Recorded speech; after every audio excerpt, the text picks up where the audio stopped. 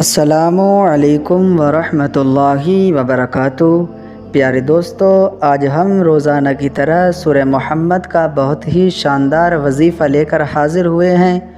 اگر آپ لوگوں نے اس وظیفے پہ صحیح طریقے سے عمل کیا تو انشاءاللہ آپ کو فائدہ ضرور ہوگا، کیونکہ قرآن پاک ایسی بابرکت کتاب ہے کہ جس کا پڑھنا، سننا، دیکھنا سب عبادت ہے۔ اللہ پاک قرآن پاک کی پڑھنے کی برکت سے بڑی مشکلوں کو ٹال دیتا ہے۔ آئیے دوستو جانتے ہیں کہ سورہ محمد پڑھنے کے کیا کیا فائدے ہیں۔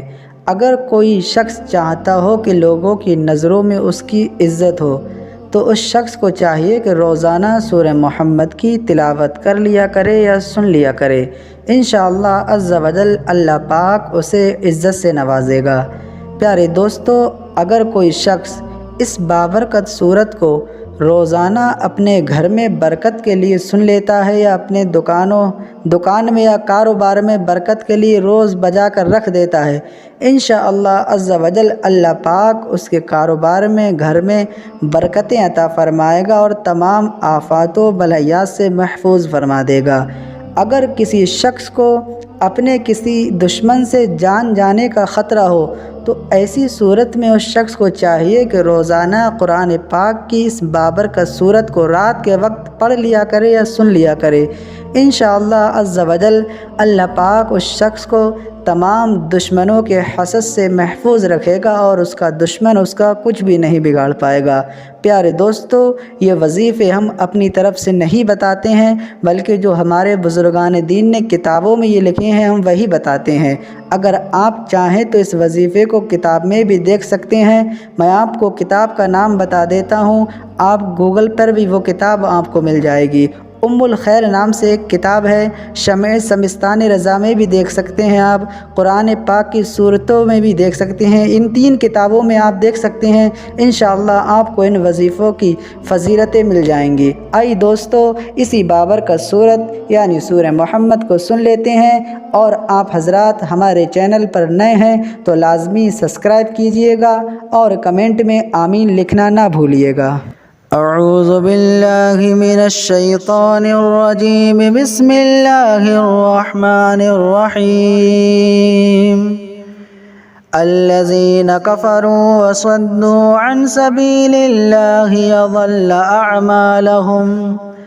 والذین آمنوا وعملوا الصالحات وآمنوا بما نزل على محمد وهو الحق من ربهم كفر عنهم سيئاتهم وأصلح بالهم، ذلك بأن الذين كفروا اتبعوا الباطل وأن الذين آمنوا اتبعوا الحق من ربهم، كذلك يضرب الله للناس أمثالهم، فإذا لقيتم الذين كفروا فضرب الرقاب حتى إذا أثخنتموهم فشدوا الوثاق، فإما منا بعد وإما فداء حتى تضع الحرب أوزارها، ذلك ولو يشاء الله لانتصر منهم ولكن ليبلو بعضكم ببعض، والذين قتلوا في سبيل الله فلن يضل أعمالهم، سيهديهم ويصلح بالهم ويدخلهم الجنة عرفها لهم، يا أيها الذين آمنوا إن تنصروا الله ينصركم ويثبت أقدامكم، والذين كفروا فتعسا لهم وأضل أعمالهم، ذلك بأنهم كرهوا ما أنزل الله فأحبط أعمالهم۔ أفلم يسيروا في الأرض فينظروا كيف كان عاقبة الذين من قبلهم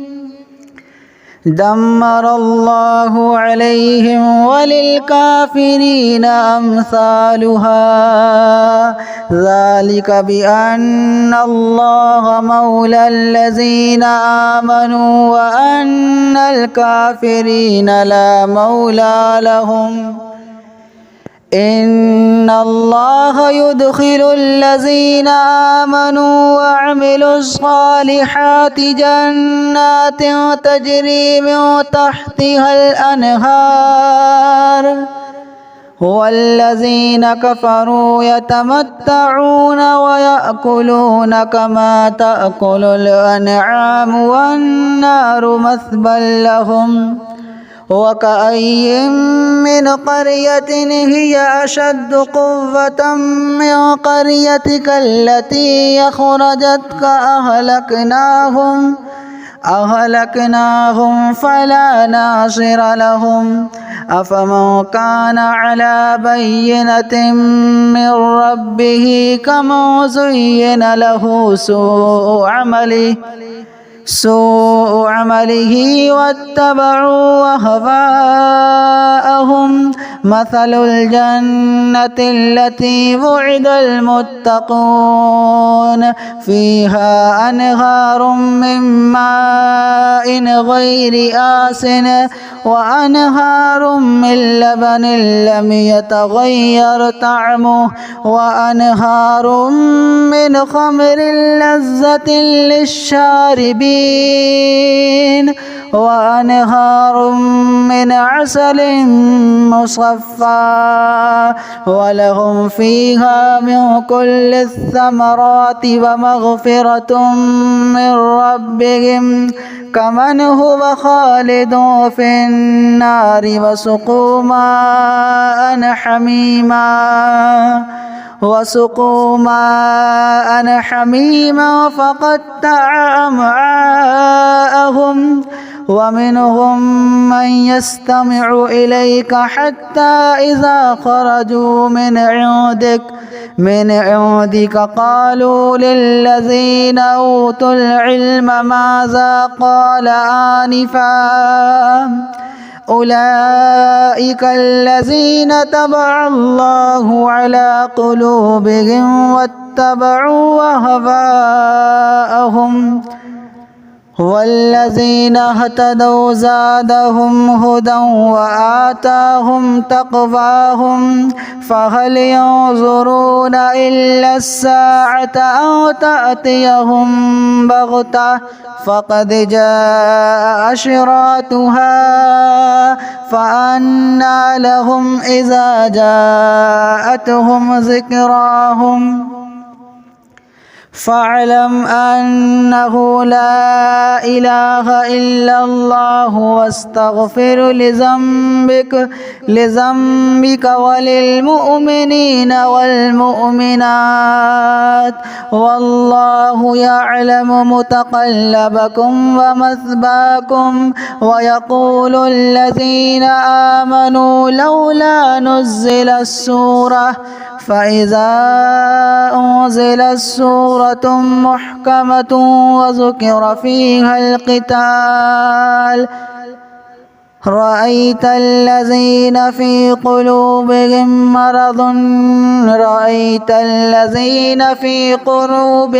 مرض ينظرون إليك نظر المغشي عليه من الموت فأولى لهم طاعة وقول معروف فإذا عزم الأمر فلو صدقوا الله لكان خيرا لهم فهل عسيتم إن توليتم أن تفسدوا في الأرض وتقطعوا أرحامكم أولئك الذين لعنهم الله فأصمهم وأعمى أبصارهم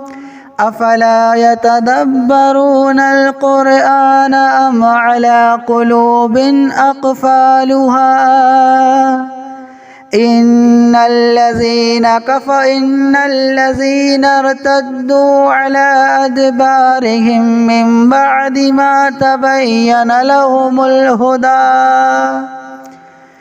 من بعد ما تبين لهم الهدى الشيطان سول لهم وأملى لهم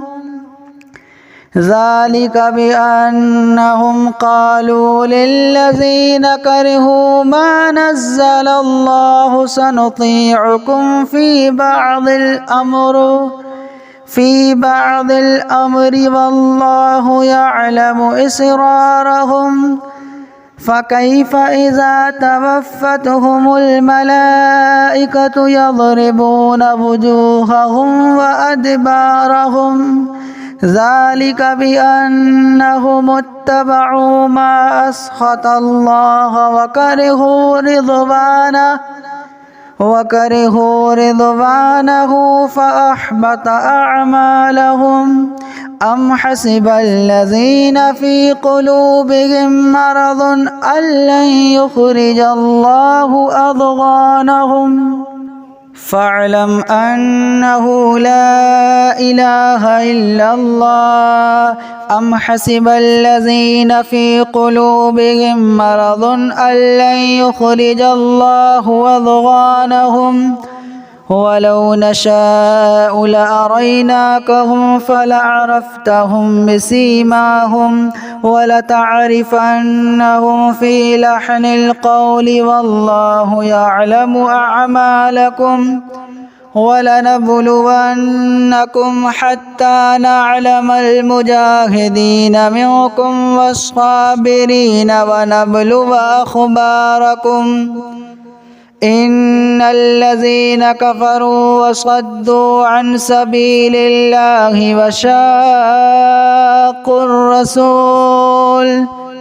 وشاقوا الرسول من بعد ما تبين لهم الهدى لن يضروا الله شيئا وسيحبط أعمالهم يا أيها الذين آمنوا أطيعوا الله وأطيعوا الرسول ولا تبطلوا أعمالكم إن الذين كفروا وصدوا عن سبيل الله ثم ماتوا وهم كفار فلن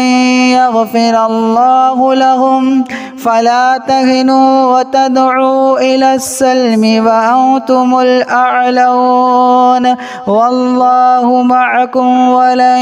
يترككم أعمالكم إنما الحياة الدنيا لعب ولهو وإن تؤمنوا وتتقوا يؤتكم أجوركم ولا يسألكم أموالكم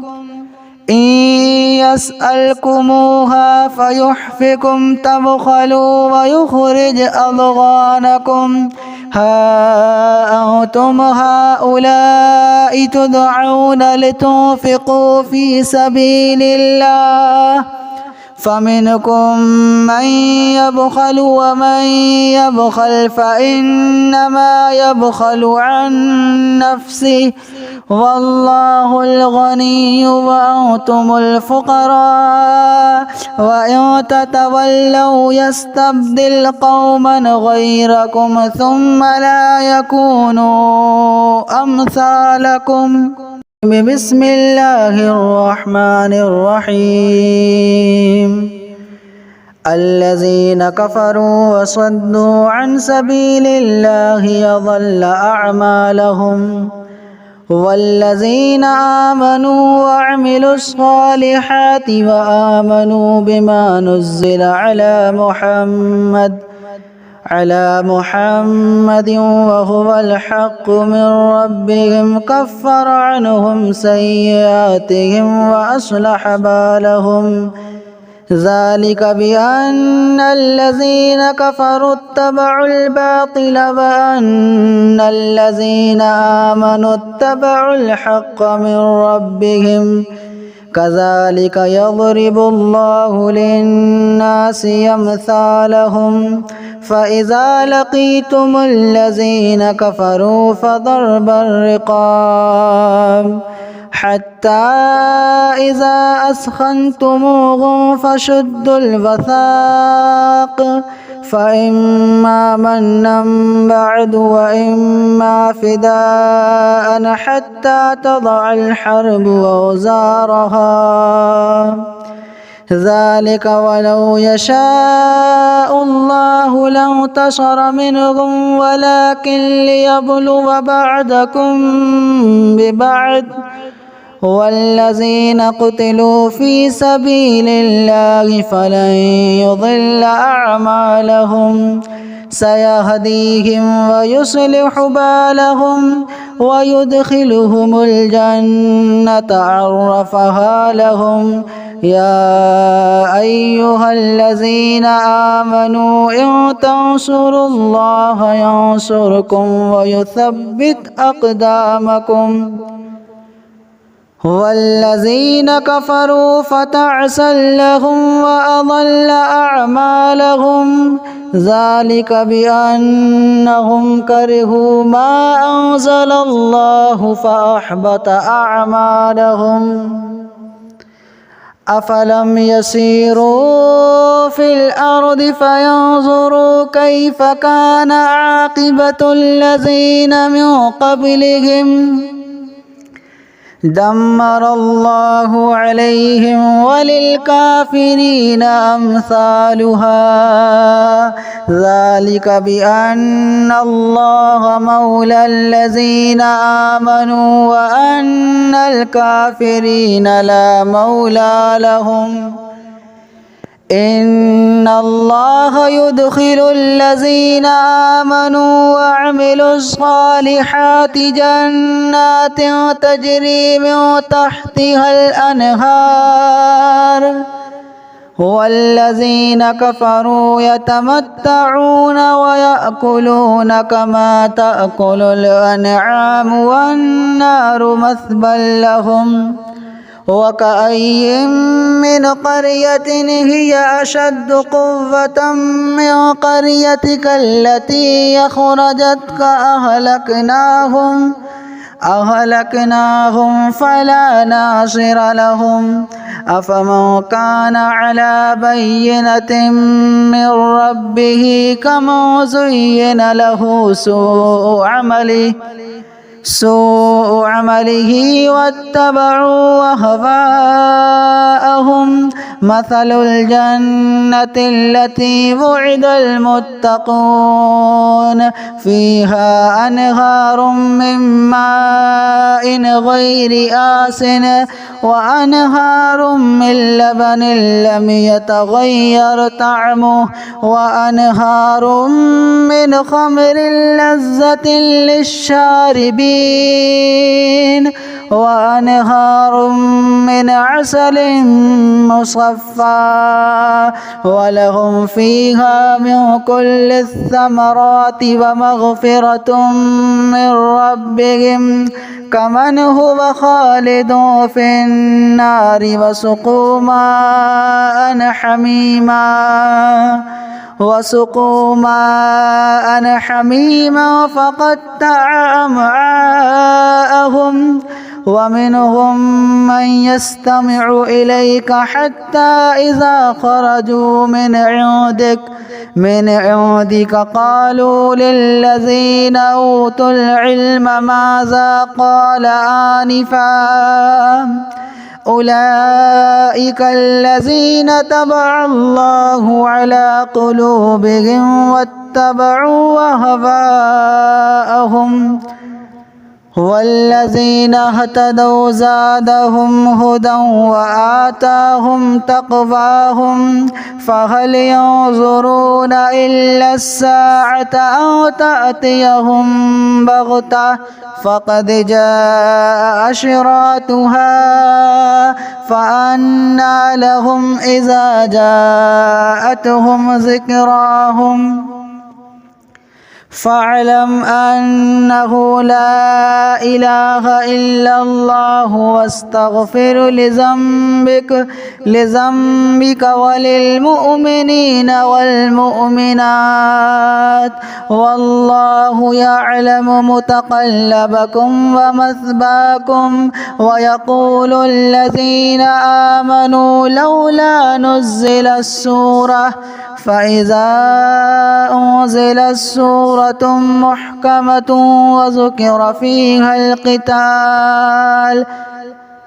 رأيت الذين في قلوبهم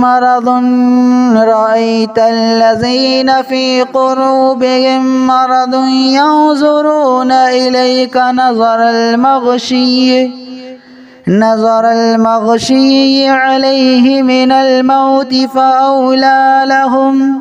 طاعة وقول معروف. فإذا عزم الأمر فلو صدقوا الله لكان خيرا لهم. فهل عسيتم إن توليتم أن تفسدوا في الأرض وتقطعوا أرحامكم أولئك الذين لعنهم الله فأصمهم وأعمى أبصارهم أفلا يتدبرون القرآن أم على قلوب أقفالها إن الذين ارتدوا على أدبارهم من بعد ما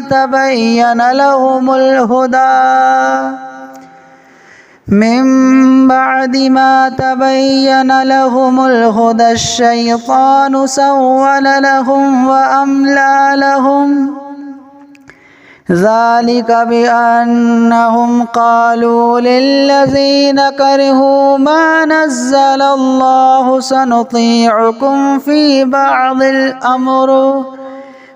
بعض الأمر والله يعلم إسرارهم فكيف إذا توفتهم الملائكة يضربون وجوههم وأدبارهم ذلك بأنهم اتبعوا ما أسخط الله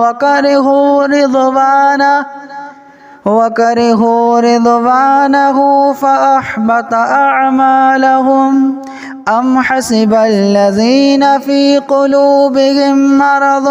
أن لن يخرج الله أضغانهم فاعلم أنه لا إله إلا الله. أم حسب الذين في قلوبهم مرض أن لن يخرج الله أضغانهم ولو نشاء لأريناكهم فلعرفتهم بسيماهم ولتعرفنهم في لحن القول والله يعلم أعمالكم ولنبلونكم حتى نعلم المجاهدين منكم والصابرين ونبلو أخباركم. إن الذين كفروا وصدوا عن سبيل الله